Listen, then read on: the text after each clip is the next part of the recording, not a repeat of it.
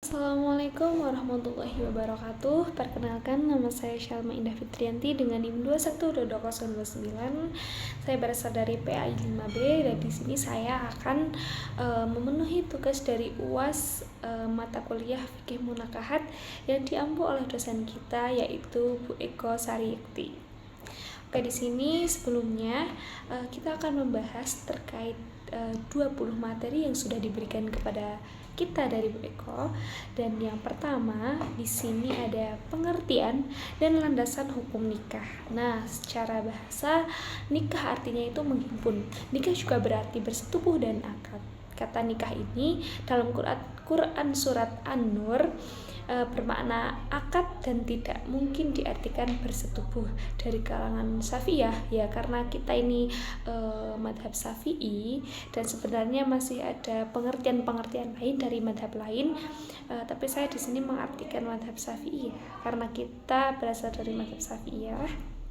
Itu mendefinisikan nikah dengan akad yang mengandung kebolehan melakukan hubungan suami istri. Nah, dasar hukum atau landasan ada pada Quran surat Al-Nisa ayat 4 dan beberapa hadis Nabi serta ijma ulama. Ya, di sini ada yang berarti yang mengartikan maka nikahlah wanita-wanita yang engkau sukai 2 atau 3 atau 4 gitu.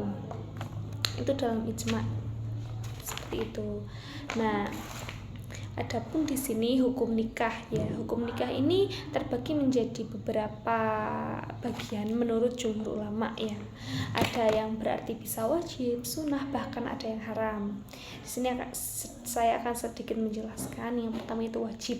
Nah, jika mereka yang telah mampu wajib itu berhukum wajib itu jika mereka yang telah mampu melakukan ibadah nikah dan menerima dengan segala syarat yang ada. Nah, bisa diartikan pernikahan ini bisa diartikan sunnah itu ketika mampu dan tidak dikhawatirkan jatuh pada perbuatan maksiat yang tidak melakukannya. Yang ketiga itu ada bisa dikatakan berhukum makruh itu jika mereka merasa bahwa dirinya akan berbuat zalim pada istrinya jika menikah. Nah, itu bisa dikatakan makruh. Jadi untuk kalian yang merasa ketika nanti menikah aku kok zalim gitu, itu hukumnya makruh untuk menikah ya teman-teman, kalau merasa seperti itu. Terus selanjutnya ada yang berhukum haram. Nah, yang berlaku haram ini bagi mereka yang tidak mampu lahir batin dan jika tetap menikah akan menyebabkan madarat bagi istrinya, itu haram hukumnya untuk menikah. Selanjutnya itu mubah ya. Berhukum mubah ini mereka yang tidak ada faktor penghalang atau pendorong untuk menikah, seperti itu. Terus selanjutnya yang materi yang kedua itu ada rukun dan syarat pernikahan. Nah, rukun dan syarat pernikahan ini dari beda madhab, beda ketentuan, beda syariat gitu ya teman-teman. Di sini karena kita dari Syafi'iyah lagi-lagi ya, saya akan menjelaskan dari madhab Syafi'iyah saja. Nah, di sini ada rukun nikah dan syaratnya. Untuk pengantin laki-laki itu ada Islam, ridho terhadap pernikahan tersebut, orangnya jelas dan tidak ada halangan syariat. Ya, itu untuk pengantin laki-lakinya. Dan yang kedua, untuk pengantin perempuan sama, tidak ridho terhadap pernikahan tersebut, Islam atau ahli kitab. Yang ketiga itu orangnya jelas, dan yang terakhir itu tidak ada halangan syariat ya. Terus yang ketiga itu untuk wali, syaratnya balik dan berakal, merdeka, muslim, laki-laki, dan adil. Jadi untuk wali itu harus laki-laki ya, tidak boleh perempuan. Selanjutnya di sini ada syarat dan rukun untuk saksi. Nah, saksi boleh datang setelah akad sepanjang belum terjadinya dukhul atau bersetubuh, karena saksi merupakan syarat sahnya kebolehan dukhul, bahkan syarat sahnya akad gitu. Jadi penting sekali ya teman-teman saksi nikah itu. Selanjutnya ijab qabul. Nah, lafaz yang digunakan dalam akad harus lafaz nikah atau terjemah dalam bahasa lain. Jadi boleh menggunakan bahasa Arab dan bahasa Indonesia gitu ya, yang pada intinya memang perkataan itu jelas dan mengandung akad gitu ya. Begitu teman-teman untuk syarat rukun sahnya nikah. Selanjutnya kita akan membahas tentang mahar, di mana kita akan membahas tentang bentuk, jumlah, dan macamnya. Di sini ada beberapa ya bentuk mahar, bukan hanya seserahan yang bisa kita lihat seperti sendal, sepatu, bahkan mukena. Itu tidak hanya itu, ternyata teman-teman. Itu di sini ada uang tunai, barang berharga yang berarti ya emas, kalung, perak, permata gitu. Terus harta benda itu bisa berupa tanah, rumah, bahkan kendaraan. Selanjutnya atau jasa pekerjaan, itu juga bisa teman-teman, dan manfaat atau keuntungan. Terus yang kedua, di sini ada jumlah mahar. Tidak ada batas minimal atau maksimalnya, disepakati oleh kedua belah pihak, harus sesuai dengan kemampuan suami, dan minimal mahar itu 1 dinar emas atau sekitar 4,25 gram setara nilainya. Jadi kalau menentukan mahar itu yang tidak memberatkan laki-laki dan tidak merendahkan perempuan, seperti itu disarankan dalam Al-Quran, seperti itu ya teman-teman. Nah, di sini yang selanjutnya ada macam-macam mahar. Nah, macam-macam mahar ini ada 2, yaitu mahar musama dan mahar mithil. Apa itu mahar musama, teman-teman? Mahar musama ini adalah mahar yang jumlahnya itu disepakati oleh kedua belah pihak, gitu ya. Jadi yaitu kesepakatan antara suami dan istri, calon suami dan calon istri. Dan yang kedua itu ada mahar mithil. Nah, mahar mithil ini tidak ditentukan jumlahnya secara spesifik saat akad nikah, tetapi akan ditentukan kemudian berdasarkan kesepakatan. Jadi mahar mithil ini setelah akad ya, dan ditentukan oleh kedua belah pihak, seperti itu. Lanjutnya, materi yang keempat yaitu wanita yang haram dinikahi sementara dan wanita yang haram dinikahi selamanya. Apa saja nih wanita yang haram dinikahi sementara? Di sini ada beberapa. Yang pertama itu perempuan yang ditalak 3 kali. Setelah melewati masa iddah itu boleh untuk dinikahi ya. Ketika adalah masa iddah itu tidak boleh dinikahi. Terus yang kedua ada perempuan yang terikat pernikahan atau masa iddah ya, tadi kembali lagi ke yang pertama. Terus yang selanjutnya ada menikahi wanita musyrik. Selanjutnya ada menikahi saudara yang mahram seperti bibi atau ponakan. Dan yang terakhir itu adalah menikahi lebih dari 4 orang perempuan, seperti itu. Terus yang kedua ada wanita yang haram dinikahi selamanya. Yang pertama adanya pertalian darah, itu tidak boleh ya guys, karena itu saudara kandung, itu haram hukumnya kalau menikah. Terus yang kedua pertalian semenda atau musyawarah. Yang ketiga ada saudara sepersusuan, itu tidak boleh ya. Jadi kalau misalnya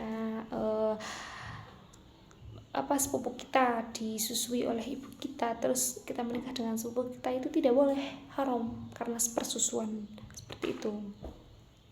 Nah, selanjutnya lanjut ke materi selanjutnya, yaitu materi tentang kafaah. Apa itu kafaah? Kafaah ini secara bahasa adalah kesamaan dan kesetaraan. Sedangkan secara istilah yaitu kesetaraan antara suami istri dalam hal-hal tertentu untuk mencegah pertikaian. Nah, apa sih tujuan dari kafaah ini? Tujuannya yaitu untuk menjaga keseimbangan dalam mewujudkan hak dan kewajiban suami istri dalam kehidupan berkeluarga. Jadi memang penting sekali ya teman-teman, sebelum kita berkeluarga, sebelum kita menikah itu untuk menghindari hal-hal yang tidak ingin terjadi atau hal-hal yang menyebabkan terjadinya perceraian, kita harus menyamakan persepsi dulu dengan calon kita, seperti itu. Oke, lanjut selanjutnya ke materi selanjutnya, itu ada macam-macam pernikahan.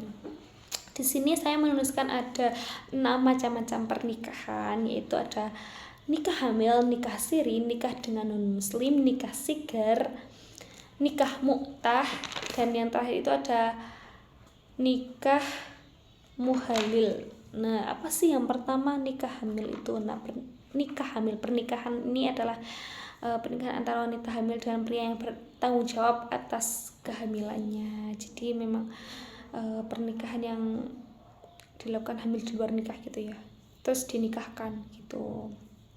Tujuannya apa dari nikah hamil ini, teman-teman? Tujuannya itu melindungi hak anak, membangun keharmonisan keluarga, menghindari kekafiran dan kehinaan, seperti itu ya. Terus yang kedua itu ada nikah siri. Nah, nikah siri ini ada apa sih? Nikah siri ini merupakan sebenarnya nikah siri ini merujuk pada ucapan Umar bin Khattab. Kita flashback ya teman-teman, dimana pada saat itu adanya pernikahan yang tidak dihadiri oleh saksi.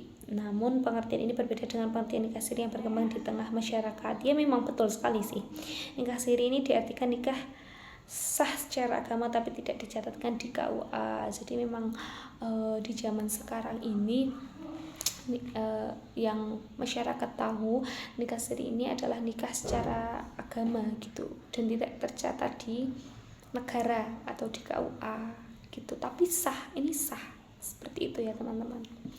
Nah, yang ketiga itu adalah nikah dengan non muslim. Dalam Islam itu sebenarnya tidak boleh menikah berbeda agama. Itu ditakutkan jika keharaman menikah laki-laki atau wanita musyrik, karena dengan tidak adanya iman di hati mereka ditakutkan sulit menjalani hubungan harmonis dalam berkeluarga. Jadi kalau di dalam agama Islam memang tidak diperbolehkan ya teman-teman, jadi harus login dulu gitu. Selanjutnya ada nikah sigar. Nah, apa sih nikah sigar ini? Pernikahan ini dilakukan dengan menukar seorang wanita dengan wanita lain tanpa memberikan mahar. Nikah ini diharamkan dalam Islam, tidak boleh.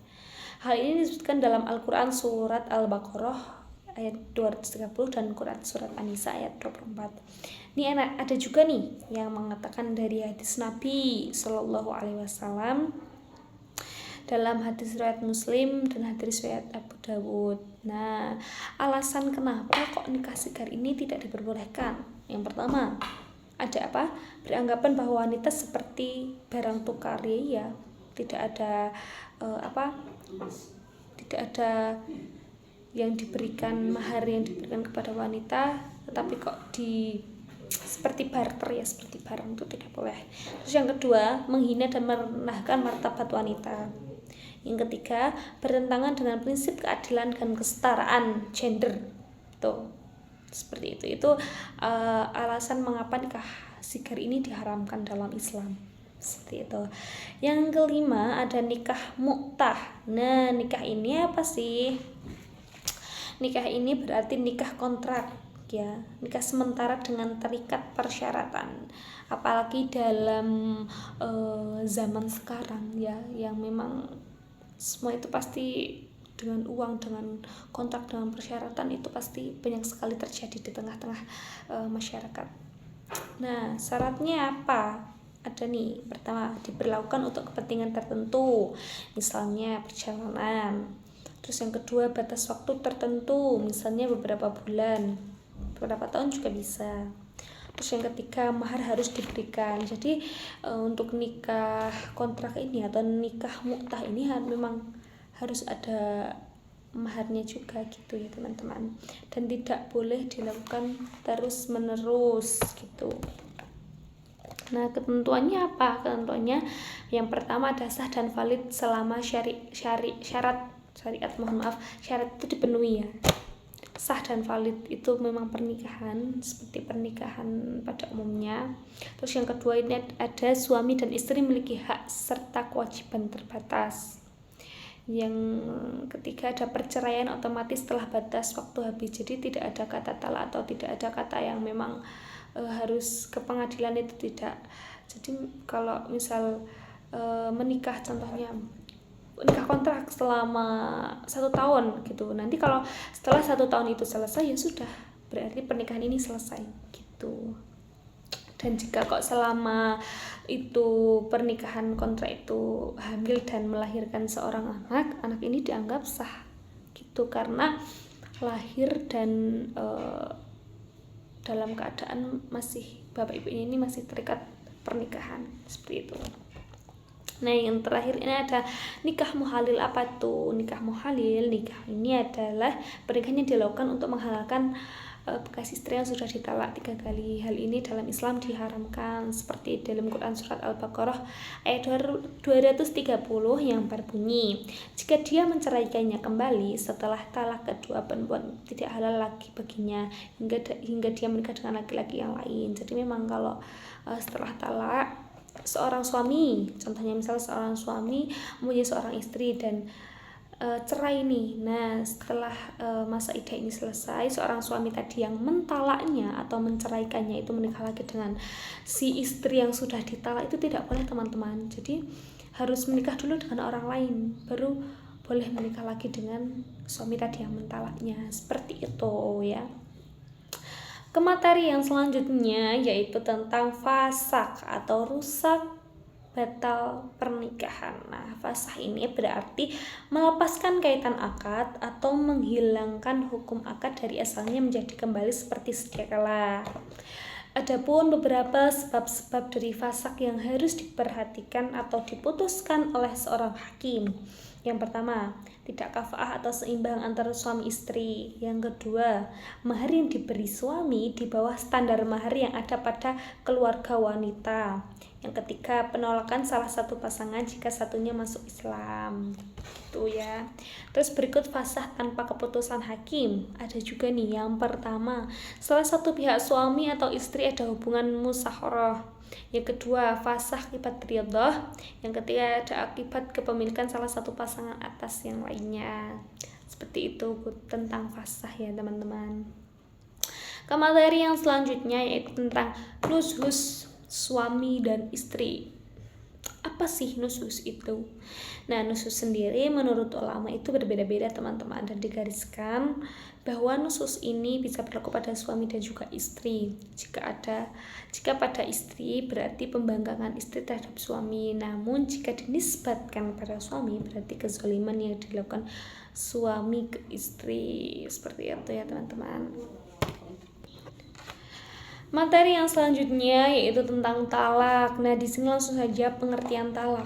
Ya, talak ini berarti melepaskan ikatan pernikahan dengan lafaz atau semacamnya, seperti itu ya. Nah, syarat dan rukunnya di sini ada juga. Syarat dan rukun talak itu suami yang menalak harus muslim dan berakal. Istri yang ditalak harus muslimah dan tidak dalam keadaan haid. Yang selanjutnya tidak ada halangan pernikahan lainnya seperti mahram. Nah, adapun macam-macam talak. Di sini ada talak roj'i, talak bain, dan talak bid'i. Apa itu talak roj'i? Yang pertama, nah, kalau talak roj'i ini adalah kata-kata yang diucapkan atau yang dikeluarkan seorang suami ini tidak tegas.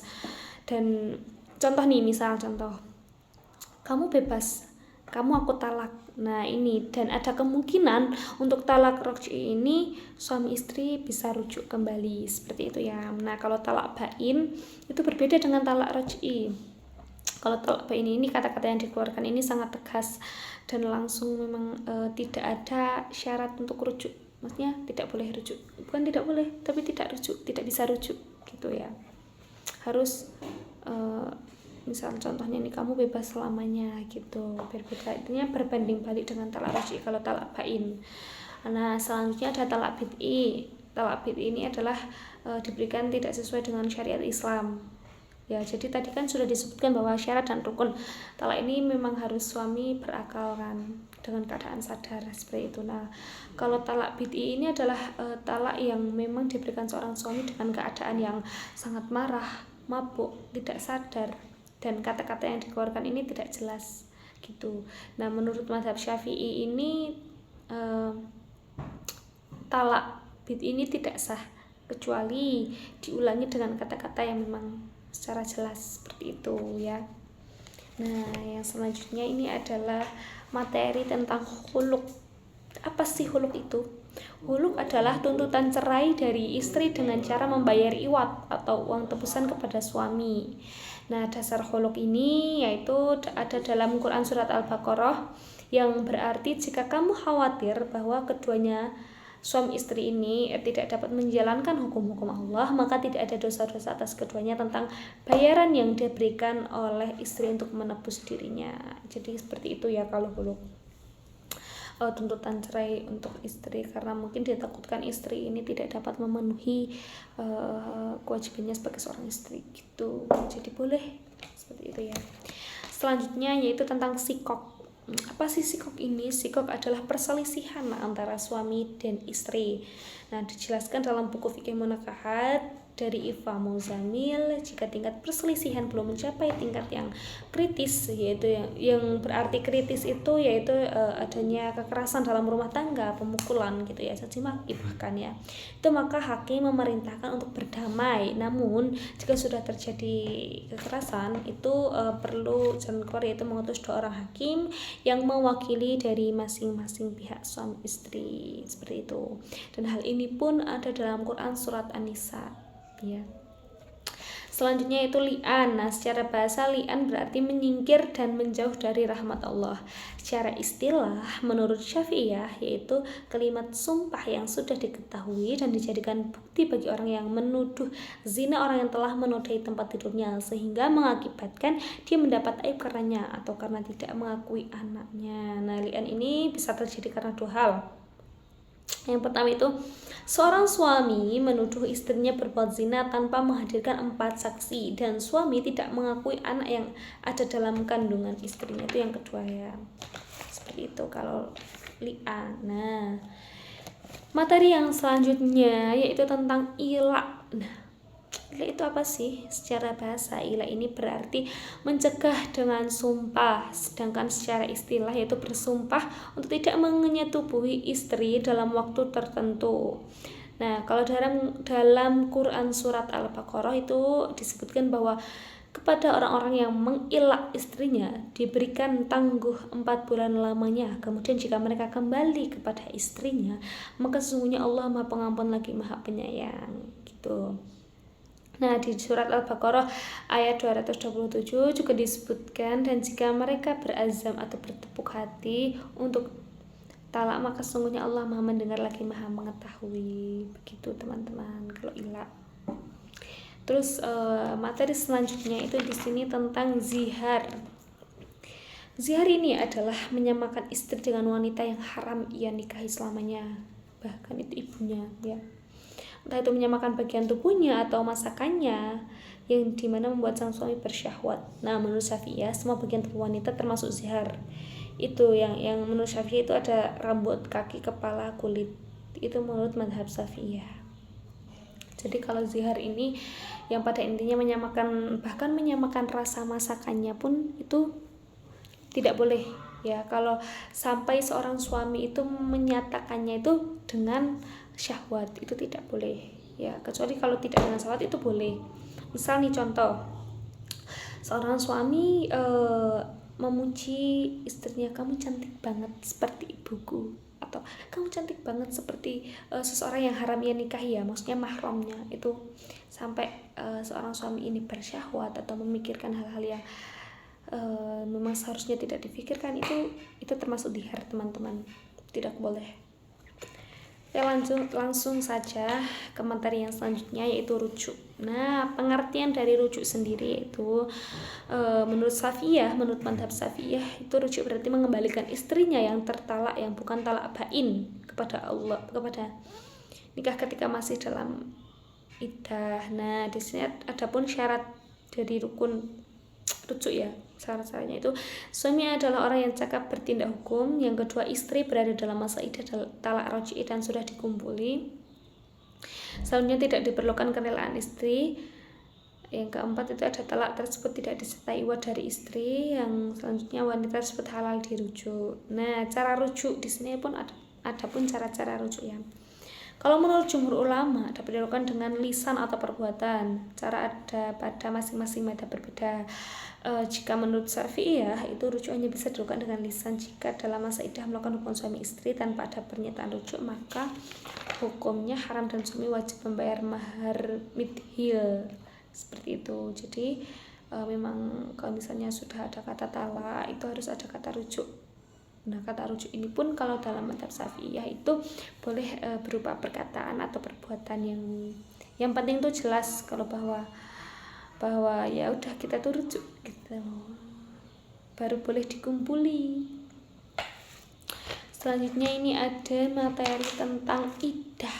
Nah, pengertian iddah secara bahasa ini, iddah ini berarti hitungan. Nah, kalau secara istilah, masa seorang wanita menunggu untuk mengetahui kosongnya rahim atau masa menunggunya wanita setelah ditalak. Nah, di sini pun ada nih macam-macam iddah. Macam-macam iddah. Yang pertama iddah adalah masa iddah cerai, ya, ada iddah talak raj'i, waktunya itu 1-2 bulan. Kalau yang kedua ada iddah talak bain, itu waktunya 3 bulan. Kalau iddah maut itu waktunya 4 bulan 10 hari. Nah, kalau iddah maut ini untuk bagi yang menjanda gitu ya. Terus di sini ada masa iddah khusus, ya, masa iddah hamil sampai melahirkan. Kalau iddah haid itu 3 bulan jika tidak haid lagi. Silakan tua. Kalau yang terakhir ada iddah kunta, tidak mengalami haid, itu kurun waktunya 3 bulan. Seperti itu masa iddah sesuai dengan ketentuan statusnya gitu ya. Selanjutnya di sini ada quru.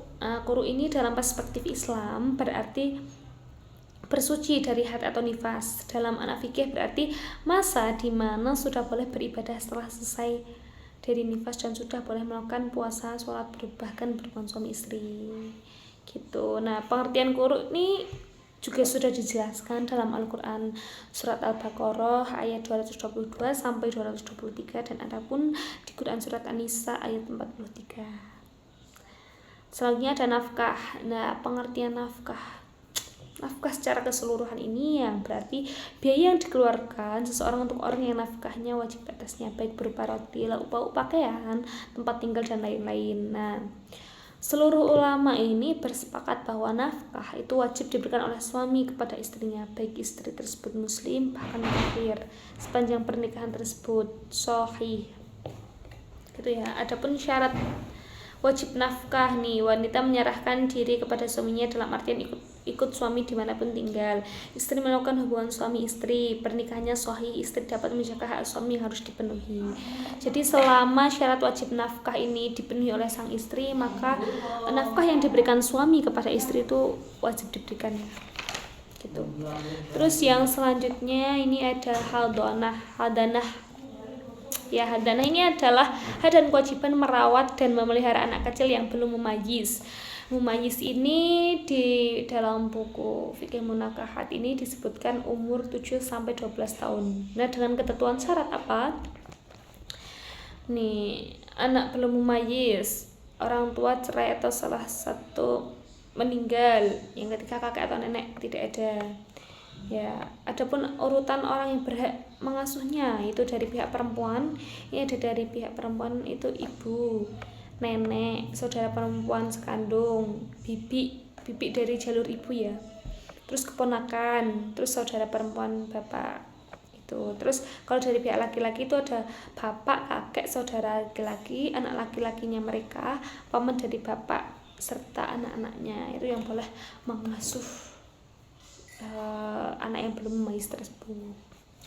Nah, ini kita langsung masuk ke materi yang terakhir, yaitu legalitas perkawinan di Indonesia. Saya sebutkan di sini bahwa landasan legalitas perkawinan di Indonesia ada pada Undang-Undang Nomor 1 Tahun 1974 yang menyatakan bahwa perkawinan adalah sah jika dilakukan menurut hukum masing-masing agama dan kepercayaannya. Adapun kriteria perkawinan sah, yaitu yang pertama perkawinan dilakukan menurut agama dan kepercayaan, yang kedua pasangan minimal berusia 19 tahun, selanjutnya tidak semahram, yang keempat pernikahan dilakukan dengan penerimaan dan persetujuan.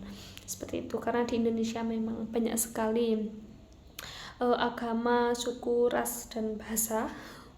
Jadi ketentuan syarat pernikahannya itu memang berbeda-beda. Tapi dalam Islam memang disebutkan harus agama kalau menikah. Seperti itu, teman-teman. Sekian pemaparan 20 materi yang sudah saya paparkan. Kurang dan lebihnya mohon maaf. Bila taufiq wal hidayah. Wassalamualaikum warahmatullahi wabarakatuh. See you next time.